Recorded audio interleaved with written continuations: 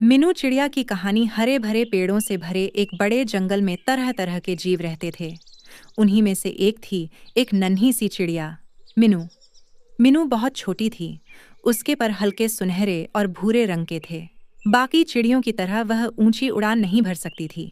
जब सारे पक्षी आकाश में दूर दूर तक उड़ते तो मिनू थोड़ी ही दूरी पर थक जाती। यही वजह थी कि अक्सर बड़ी चिड़ियाओं उसका मजाक उड़ाती। एक दिन कौवा बोला, अरे मिनू, तू इतनी छोटी और कमजोर है, तेरा क्या काम? तू तो ना गहरी उड़ान भर सकती है, न ही जोर से गा सकती है। तोता बोला, हाँ, जंगल में जिसकी आवाज ऊंची हो वही सबसे काम का होता है। तू तो बस छोटी सी चिरप चिरप करती है। सब हंसने लगे। मिनू चुप रही। उसकी आंखों में हल्की नमी थी, लेकिन दिल में कहीं ना कहीं एक हिम्मत भी थी। उसका सबसे अच्छा दोस्त था गुड्डू गिलहरी। वह बोला, मिनू, याद रख, जंगल में हर किसी की अपनी खासियत होती है। बड़ा होना ही ताकत नहीं है।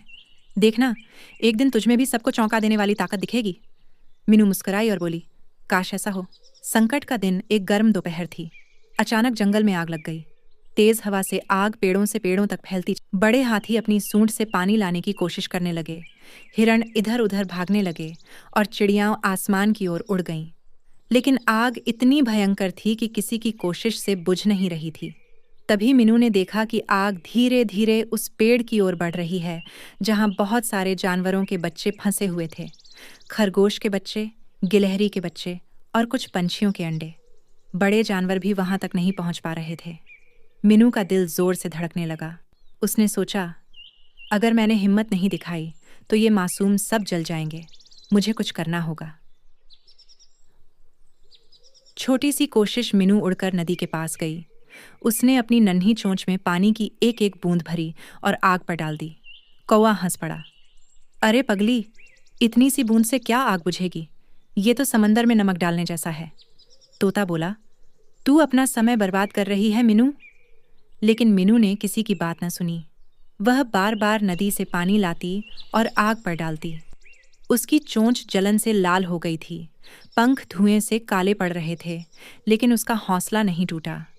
गुड्डू ने देखा कि मिनू अकेली इतना साहस दिखा रही है। वह बोला, अगर मिनू इतनी नन्ही होकर कोशिश कर सकती है तो हम क्यों नहीं?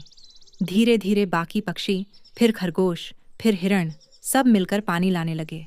हाथी भी अपने बड़े शरीर से नदी का पानी खींचकर डालने लगे। कुछ ही देर में सबकी मिलकर मेहनत से आग काबू में आ गई। सारे जानवर खुशी से झूम उठे। कौवा मफ़ी मंगने लगा। कावा बोला, मुझे माफ़ कर दो। मिनू ने कौवे को माफ़ कर दिया। इस कहानी से हमें यह सबक मिलता है कि हिम्मत और डर के अगेई जीत है।